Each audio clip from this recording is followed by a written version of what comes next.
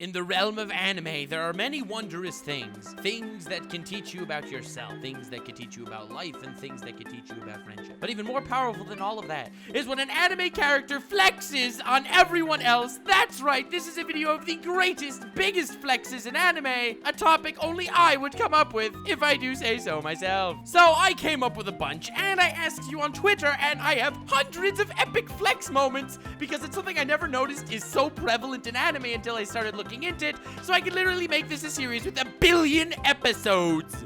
Not exaggeration whatsoever. So, provided that this one gets 15,000 likes, the second episode will be coming out within the week of uploading this one. That strategy never seemed to fail me in the past. I just realized I'm flexing on you that I got so many likes on my previous videos. I guess it kind of fits the topic. But in any case, without further ado, let's get into the meat and potatoes of the biggest, baddest, most badass flexes in anime. The first flex I want to talk about is something I feel like is immediately on everyone's mind, and that is Sosuke Aizen from Bleach. I mean, this guy's crazy powerful, he's strong and all, but the fact that before Ichigo fights him in the final battle, Aizen has to say, I have actually planned your entire life out before you. I was the one who set every opponent to fight you to make you at your absolute strongest, since I sensed you have the ability to be the strongest among everyone, just so I can absolutely squash you to show my power. Why, you ask? For the pure ability to flex on you now. His strategy, setting opponents against Ichigo from birth until this point to make Ichigo the pinnacle of human strength,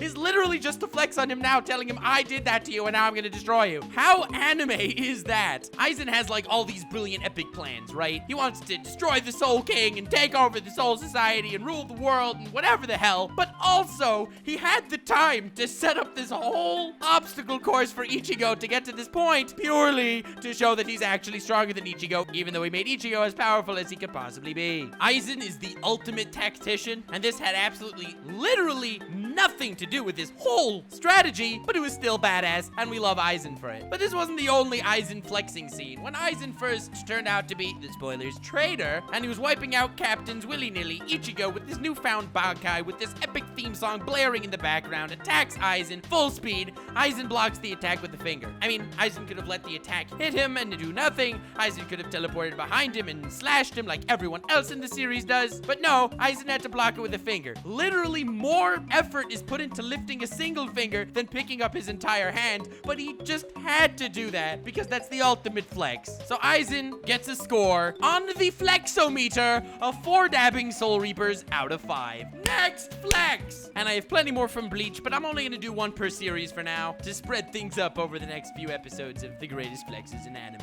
In Yu Yu Hakusho, there is a villain named Taguro. He is this big muscular dude with really cool sunglasses, and when he's offered alcohol, instead he asks for orange juice, which in itself is quite the flex, but what I'm talking about is more on the mathematical lines. When Taguro starts fighting Yusuke and says, I'm stronger than you and I'm only using 20% of my power, you all knew I was gonna bring this up. That is literally flexing incarnate, and it totally went under my radar as being pure flexing until I started working on this video. There's absolutely no purpose to it whatsoever, aside from just basically letting his opponent know how outclassed he is. I mean, Taguro in his fight with Yusuke is growing in power constantly. Every time it turns out Yusuke's stronger than he thought, he's like, okay, now I'm gonna go to 45% of my power, 60% of my power, 80% of my power, until eventually he's at 100% of his power. He looks like a roided out train wreck. He's at 100%, they're fighting hard, and then Taguro unleashes the ultimate flex of all time and says to Yusuke, well, remember when I told you I was at 100% of my power before? Actually, I lied,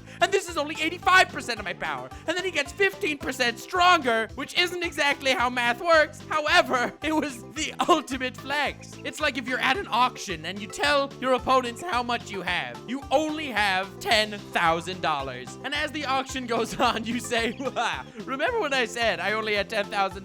Well, actually, I had $12,000 all along. And then you eventually lose because the other guy has $15,000. That's what Yusuke did to Taguro. Very cool, Yusuke. Regardless, the flex was dope. The whole idea of only using percentages of your power in increments is so hilarious. The girl, how do you know it's exactly 20% of your power? Well, I don't really know. I'm just kind of saying it to scare the crap out of your Urameshi, and it's working! And that, ladies and gentlemen, is the ultimate flex. The girl gets a score of 10 woke god babies out of 12. Next, from Naruto, we have our bad boy, Kakashi Sensei. And this guy was fighting Team 7 while reading probably doujinshi. He didn't have to do it. He probably couldn't focus on it while casting all his different genjutsus and shiz, jumping around, laying traps and whatever, but he was holding it purely to infuriate them and let them know exactly how ahead of the game he is. Kakashi reading his doujin is just flexing on the little guys, and it's beautiful because while I originally saw that bell test as so badass,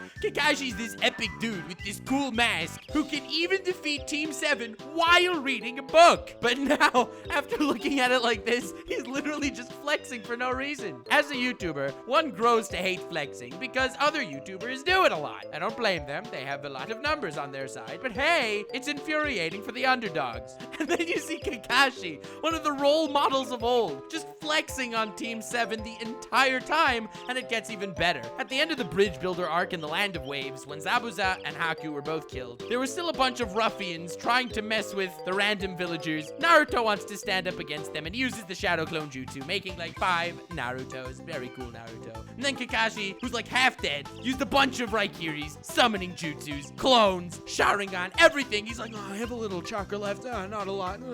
Multi-Shadow Clone Jutsu Kakashi style. Makes like 4 billion Kakashis. It didn't even make sense that he had that much chakra. According to the lore, Shadow Clones take an exorbitant amount of chakra. Not to mention that Kakashi was fully drained, has way less chakra than Naruto, and has never been seen to do anything of that scale again. When he fought Pain after he was way stronger and he used 4 lightning jutsus, he was like, oh damn, that's like half my chakra. And here he goes, making 1 billion Shadow Clones after his fight, purely to flex on the ruffians that were bothering them. Not that he even planned on fighting them, just so there could be an ominous army of dudes to scare the living crap out of them, when honestly one would have been more than sufficient. Kakashi's a badass because he literally used his foreshadowed power of plot holes to flex on the haters, which is why Kakashi gets a score of 17 yeeting genin out of 21. Next, from a little-known boxing anime called Hajime no Ippo, we have my boy Takamura. This guy is badass incarnate, and even if you don't like sports anime, I feel like he will immediately become one of your favorite characters due to the sheer badassery of this dude. I mean, Hajime no Ippo is largely a realistic show, and Takamura beats up a bear with his bare hands. God damn it, that's what I call a badass character. But I get ahead of myself because that may turn people off. In one of his fights, after vacating the throne of Japanese champion to enter the world championship, his first opponent is this powerful dude who I don't remember their name because, well, he doesn't fare very long against Takamura. And Takamura, a righty mind you, decides to beat him only using his left hand so the world could know exactly of his presence. Takamura doesn't just flex to prove he's more badass. He flexes even in the plot itself to scare the crap out of the world, and you know I'm serious because I said the world, not the world. Everything's on the line with every single boxing match. After a boxer loses, their chances of actually coming back, as well as how they appear in the world's eyes, drops drastically. It's a harsh environment out there. And Takamura doesn't give a crap because he just wants to beat the guy with his left hand to prove he could. I mean, he walked onto the ring wearing the bare skin of the bear he killed with his bare hands. This guy is not the brightest bulb in the box, but he made sure his first world championship game flexed on every other contender that ever existed. And that is why Takamura gets 6 anime boxers on fleek out of 7. You don't understand. Takamura yeeted his opponent with just his left. That's unprecedented. In any case, next from One Piece, I really wanted to talk about Kaido here because he has some epic flexing, but I guess that'll move on to the next best flexes in anime video. I want to talk about Mihawk versus Zoro, their first fight. Thank you to Spooky for reminding me of this. Very cool. Zoro claims he wants to be the greatest swordman in the world. He is an extremely badass dude. He's very powerful. He's very well known, and Mihawk is currently the greatest swordman in the world. So he figured, hey, I want to be the greatest. That guy's the greatest. We should have like an even fight kind of sort of. Mihawk had other plans. He just sails around the seas in this tiny little rowboat while massive pirate fleets are freaking everywhere. And whenever a ship crosses his path, he doesn't take his little rowboat and go around the ship. Nah, fam, no. He slices the ship in half so he can continue sailing on his merry way through the ship, which by its own right is quite the flex, but it's nothing compared to what I'm about to tell you. Zoro has 3 swords, and as we know in anime, the more swords you have, the stronger you are, because that is what technique is. God, freaking noobs. And Mihawk not only faces Zoro, but Mihawk has a massive sword. As we know, the only thing that can really beat 3 swords is a sword the size of 3 swords. God, I love anime. But Mihawk essentially fights him with a teeny little butter knife and outclasses him completely, annihilates him, slashes him across the chest. He leaves the guy eviscerated entirely, barely clutching onto his testicles for dear life, where Mihawk just had to beat him with this pathetic toothpick of a knife just to show his superiority. He didn't even view Zoro as an adversary. He didn't even make it seem like he was doing this to humiliate Zoro. No!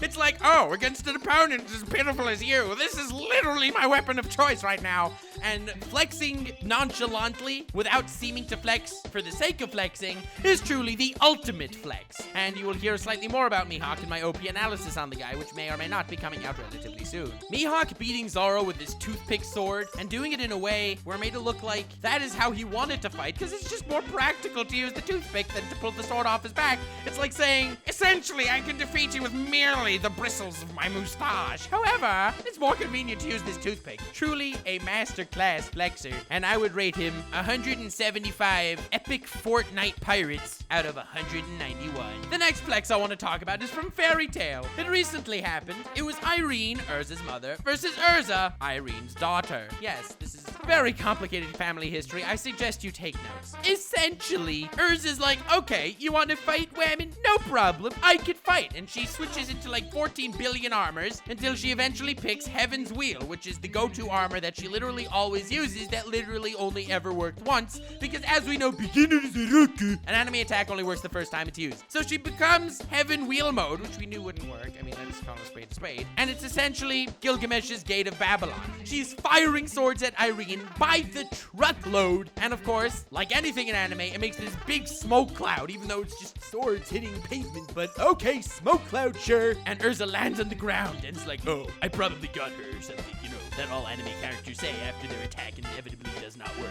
And then Irene's like, wow, you're actually not bad, woman, daughter of mine. She doesn't actually speak in this tongue because the dialogue in Fairy Tail isn't nearly as eloquent as mine. But not only did I avoid / block every single one of those 4 billion swords you threw at me, but I also had time in the very brief smoke cloud to arrange them in the shape of a flower purely to flex on you, my ultimate might. That's essentially what the dialogue should have been, but hey, Funimation has yet to hire me. Low-key, I don't blame them. But I freaking love the type of flex where the character's like, ah, not only did I dodge all of your pitiful attacks and also rearrange them into the shape of flowers, but I also had time to make my hair, have like 14 panty shots, brush my teeth, and also hit 14 of your pressure points. You will never defeat me now. And that's what we got with Irene. Very cool. I would rate her 4 containers of Gamer Girl bathwater out of 130. Next flex! In JoJo's Bizarre Adventure, somehow Araki managed to create a narrative where every episode has a flex or 2, or 12. But regardless, this is my all-time favorite flex of JoJo's, and I think you will all agree. Despite all of the Dio flexes, despite all of the Giorno flexes, despite the flexes that every single villain in JoJo's, and there's a lot of villains, seems to do every 4 minutes, despite the fact that no one dodges Emerald Splash, the greatest flex in JoJo's hails from ultimate perfect cars. Because unlike most anime villains who flex how they're only using 20% of the power, or how they had time to rearrange all the enemy swords into this beautiful flower, or even that everything that happened throughout the main character's entire life was part of their master plan, Perfect Cars surpasses all of that. Not only does he flex plenty by his own right, but the greatest flex in JoJo's Bizarre Adventure is when the narrator flexes for Cars. First of all, obviously the peanut gallery is saying all sorts of amazing things like Cars is really powerful, there's no way anyone will ever defeat him, Joseph's only chance is running away and hoping that Cars changes his mind and becomes a good Samaritan. However, therefore the narrator that decides to take matters into his own hand because Karst just wasn't flexing enough. The narrator says, the perfect life form. First, invincible. Second, never aging. Third, never dying. Fourth, not only embodies, but surpasses the powers of each and every living thing. And he doesn't forget to mention that, of course, his body is as beautiful as a Greek sculpture, and that there's no way left to kill him. Thank you, narrator of JoJos that flexes on the fan base. Very cool. Having your villain flex, that's JoJo building blocks. The main character flexing? If the main character is not flexing in JoJo's, you have a problem. It's when the narrator flexes on the fans that you know shiz is real. It's not your typical villain flexing on the hero, and it's not your typical hero flexing on the villain. It's when the narrator flexes on you. That's how you know you're watching JoJo's. Easily a rating of 10 meta flexes out of 10. Man, I didn't know how badly I needed that until now. Next flex. Lord Escanor from the Seven Deadly Sins. Never ever have I seen any fan base unite so passionately over one individual like with Lord Escanor. I mean, I guess I should be flattered, but whenever I start a new online game of anything, Nux Taku is usually taken, but Lord Nuxanor is not, and I should probably not be saying that, but if there's a Lord Nuxanor, it's probably me. Until now. Now it's probably everyone else. Not the point. The point is, Escanor's personality, at least at first, is pure flexing, and it's beautiful. I mean, the first time we see him, Galand is laughing at his puniness, and he just like chuckles back at him, then slashes him in half without even moving, where he uses this massive attack to just crush him, where Meliscula eats his soul and he burns Meliscula from the inside. But even better than all of that are every single one of his one-liners, which is in itself not only perfect for the situation, but also the ultimate flex. When he was fighting Estarossa alone, every time he spoke, I felt like history was unfolding before my eyes. Estarossa says that my commandment is the commandment of love, and anyone that harbors any hatred towards me cannot affect me. And he says, why would I hate someone weaker than me? I merely pity them. He has lines like, apologize to me that you were born into my world. How insane is that? It's like next level flexing when you're requesting an apology because you rightfully and honestly believe that you deserve one for that. When he's fighting Estarossa, Estarossa has this ability full counter where he can reflect all physical attacks targeted towards him, and Escanor gets slashed when he attacks Estarossa. Blood is actually gushing out of Escanor's shoulder, and Escanor looks surprised more than anything else. I mean, he doesn't bleed. And then Estarossa, you know, pompous bad guy style says, well, I have this ability full counter. It allows me to reflect physical attacks, and that is why you just took damage even though I didn't hit you. And then Escanor's reply completely destroys the little man that was Estarossa. No wonder it hurt me. I'd expect nothing less from myself. Of course. It's not like you could have done any damage to me. It had to be me. And then when Estarossa starts getting pissed off, starts hating Escanor, Escanor says, don't bear any hatred towards me now. If you got affected by your own commandment, it wouldn't be any fun. And then Estarossa says, you're actually a pretty nice guy. And then Escanor smiles happily and says, of course I am. Literally every line is the ultimate flex, destroying his opponent. And of course, there is my all-time favorite among the infinite amounts of them, is when Estarossa is trying to flex on Escanor. Oh, big mistake, my boy. Don't flex on the Flex Master. Escanor is literally the Phil Swift of anime, saying, my darkness power has swallowed up your sun attacks, and also my full counter can reflect your physical attacks. You have no chance. So Escanor, he could have chosen one of the two, but instead he decides to use a physical attack too fast for Estarossa to even see, and therefore can't use full counter on it. And then increases his sun's power so much the darkness cannot cover it up, thereby negating both of Estarossa's attempted flexing, and says, my mighty attacks cannot reach thee? And who decided that? My blazing sun was swallowed up by a speck of darkness. Who decided that? The only one who gets to decide such things is me. And then Escanor annihilates annihilates Estarossa. This was all in just his fight against Estarossa. He has some epic lines as well when he's fighting the king of the vampires in the manga. It's not a spoiler, it was skipped by the anime. He's saying, "In this realm, kings such as yourself are numerous as grains of sand, but I am no such thing. I am an existence unlike any other in this world. The lion's sin of pride, Lord Escanor." And that is when Escanor stole Zawaldo's heart as the overpowered king of Flex. Escanor easily gets a score of a lot of damage out of 5. This was one of the most fun I've had with a video in a long time because honestly, anime characters flexing is some of the most exhilarating moments and best experiences of watching anime. I love when the villains flex because it's terrifying, and I love even more when the heroes flex because it's the ultimate hype boost. Needless to say, the list goes on, and I have way more characters I want to talk about, and the biggest flexes in anime part 2, which will come out a week within this video hitting 15,000 likes. Let's see if you can pull it off again, fanbase. And if you can, the next one will raise the bar to 20,000 likes, and so on and so forth, until eventually my stratagems will overcome your tenacity, and I will be victorious. So please like and please subscribe if you enjoyed this video. More will come. I figured this is a good place to end it because you can't top Escanor. I am having so much fun making content. I feel like, honestly, that is the best sign to content actually being enjoyable. So I hope you enjoyed. Hope you had a good time. Don't flex too much, at least on purpose, because it looks way more badass if you're flexing by accident. And remember to stay weird, fam.